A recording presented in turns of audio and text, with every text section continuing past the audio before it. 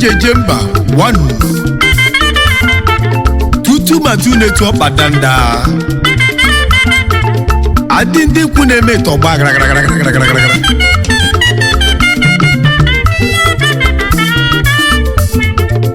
obuzo onye ka na-ekwu maka ya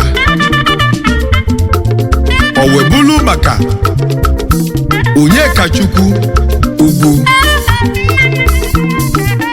Amos aka Gogo General Idiagba Agụnwa na Okong obele nwa si aluli eje ka anyị na-ekwu maka ya omogo bebekwa ogo gị gaba n'elu ọ ga-amaka ọ bụ gịnị mkpa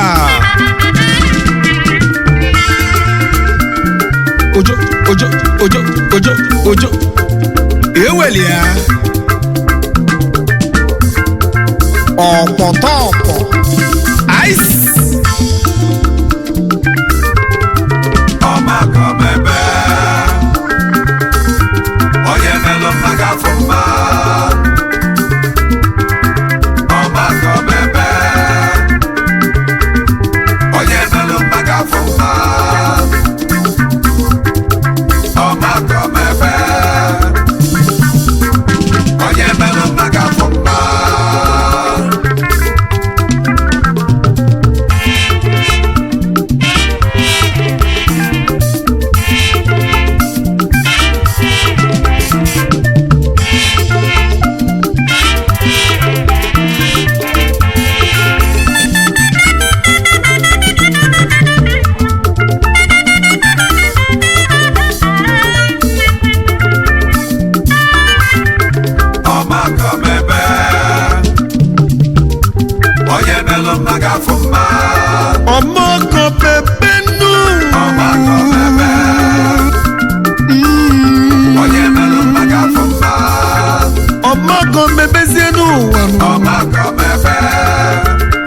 Omogo one onye melụ mmaga afọ mma onye na-eme ogo mebezienu ọgamaka ogo dị mmazienu oyim onye mere ogo ga-afi fọma n'obi fọma ka ị na ya ochukwunu n'ọgamakanu anụ mere ogo ga-amalili ogonu maka onye mere ogo malizienu ọbụla ọ ga-asọkanu onye mere ogo malaganu asizie n'ogo jọlọ njọnụ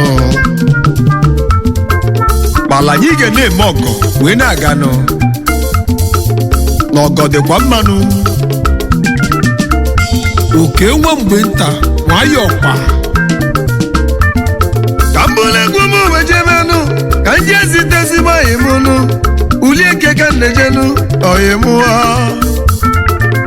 Agụnwa na luli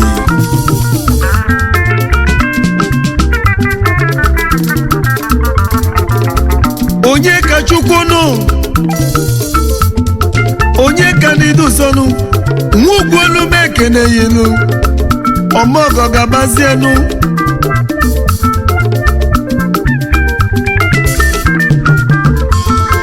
onye bụzi Okechiukwu Agụnwugwu dekelenu Amos aka Gbogbo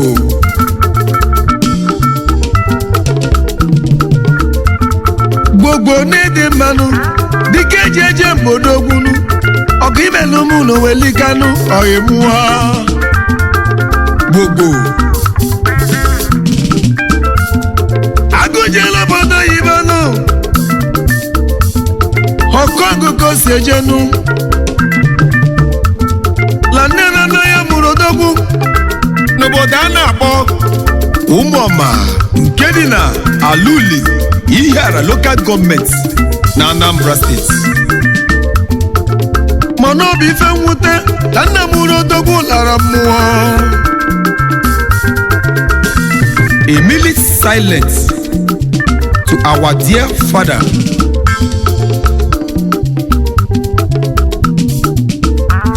late onye nụfọrọ ugwu aka Nze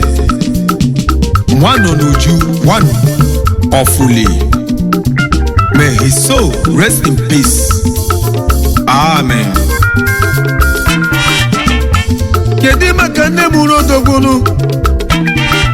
Mrs. Margaret Ugwu Nneoma Osodieli nwanyị ọma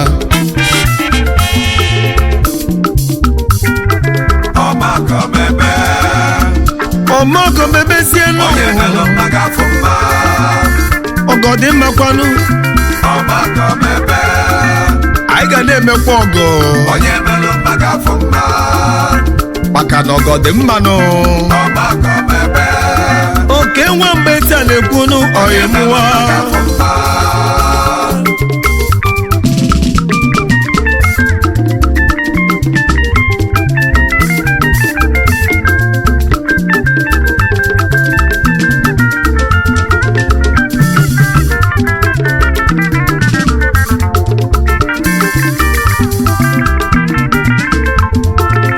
odogwu anyị na-ekwu ya bụ onye ka Chukwu nwata wetobenu ọyịmụọ o wetoro n'ịga akwụkwọnụ onye ka Chukwu o webido akwụkwọ La Community Primary School nke dị na Ụmụọma Ule ka odogwu gụsị n'akwụkwọ o wee jebezie n'ụbọyịnụ na Benin ebe ọjọọ enwe ịzụ ahịa ọgwụ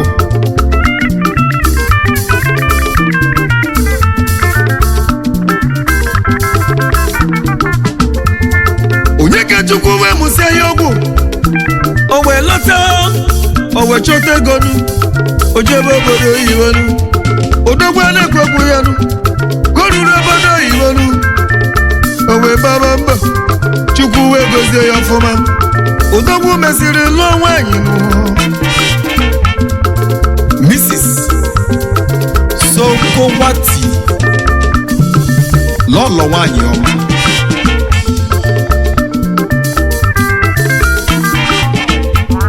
Chukwu wee gozie fanụ ọyịmụọ wele ọmụmụ chọọ fa mmanụ Master Chidela Henry Ugwu Ọkpala Onyekachi Ugwu obi dadi ya oyim Onyeka Chukwu nụ Yemos odogwu ọgbọsọ gobiri nụ ọgimelu mụ n'ọdị m isọnụ agụma na-echi ebirikwa good morning in China and good evening na Hong Kong. Ọmọgọ birikwe nụ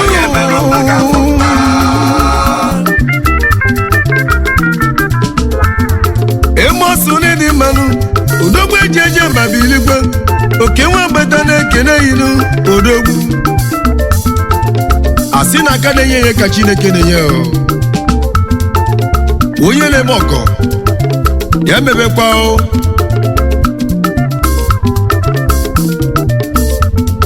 agụjere obodo oyibo nụ odogwu agbọsọ ga-ebigiri gị emosụlisi olobili onye ka Chukwu bilikwanụ agụnwa ugwu gbanụ nọọsị m kelere ya nụ si na broda ya nụ Mr. Arufosius Ugwu ọzọ dị ire one Ofuli nọọsị m kelekwa ji na broda ya nụ ya bụ obele nwanne ya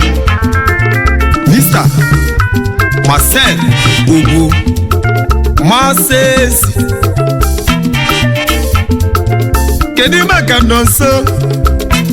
Agụnwugwu aka Akebushi Ọnwa 1 na Luli, the Azaman na New Delhi, India, the able founder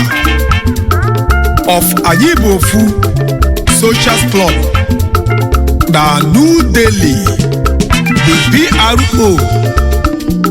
and Chief Welfare of Indigenous People, Anambra, New Delhi, the CEO, Remi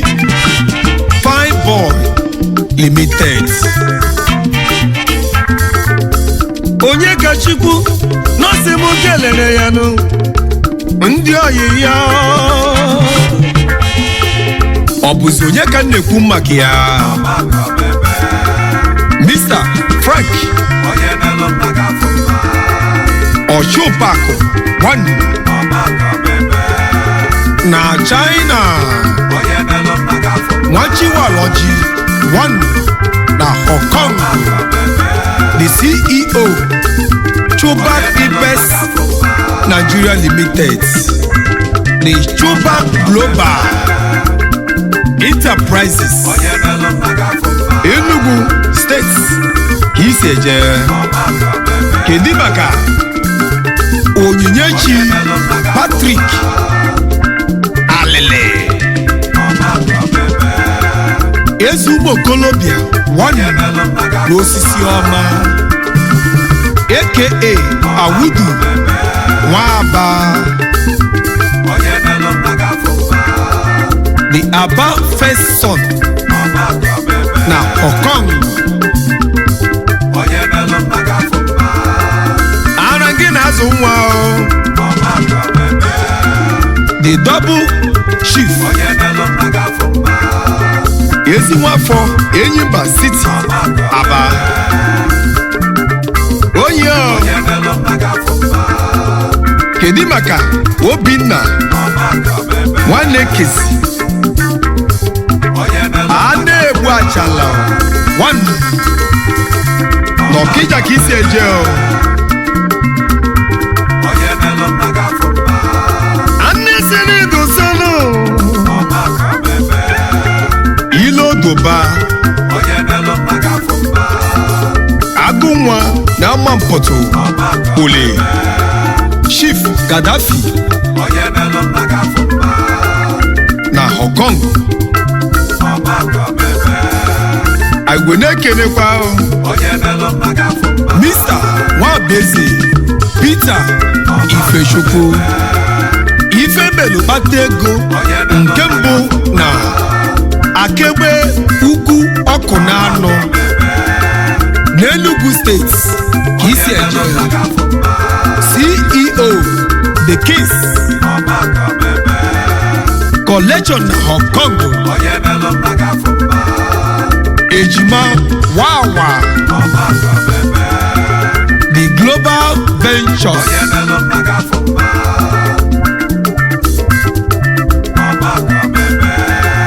kedu maka Izu Chukwunu Izu Toles Obeleze 1 na Hong Kong. Orifite ka isi eje o.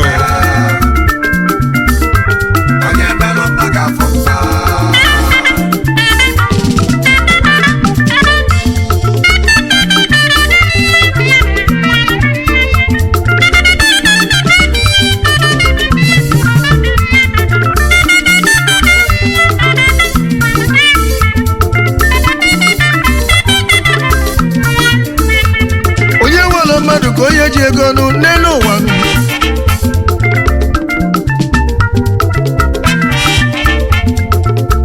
Onye na-ekwunu na o nwere ife ọ na-emenụ, onye kachukwunu odogwu a.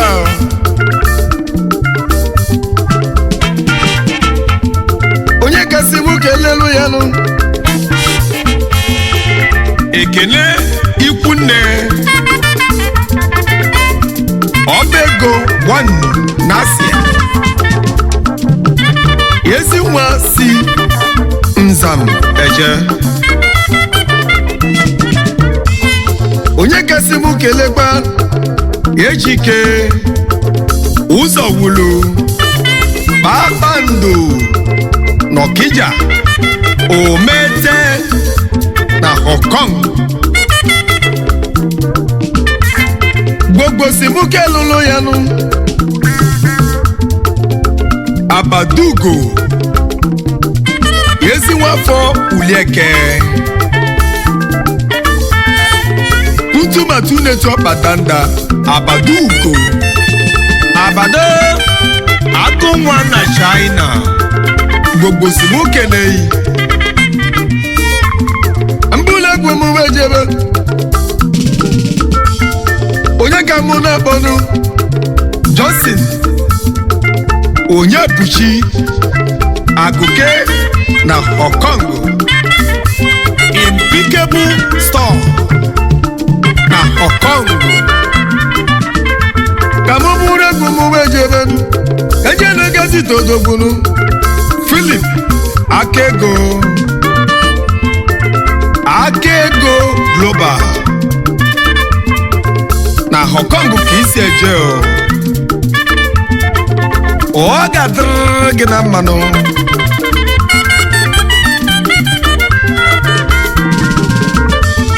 akwa isi mụ kelenu Henry Okoriabọ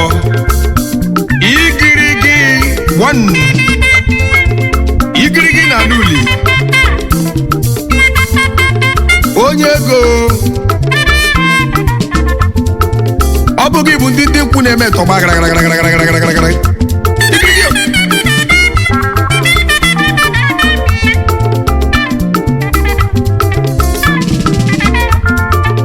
I will not ekele all the members of Umuokobi Umuanya Naso Youth Association Kedimaka all the members of Oriri Group na Hong Kong I will not ekele all the members of Anambra Union na Hong Kong Ndioma nọ ga-adịnụ ndị nwere ịfụnanya gbogbo si nwoke lụnụ oyemụọ odogwu ejeje mba gbogbo onye ndokwu ego ọgọ dị mma n'ụwa n'ụwa onye melogo ga-afụ ọgụ onye melogo ga-afụnụ oyemụọ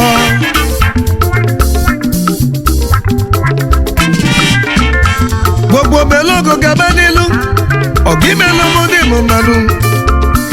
onye megbogbo ekelekwa m adịke ji eje mba Ọgamaka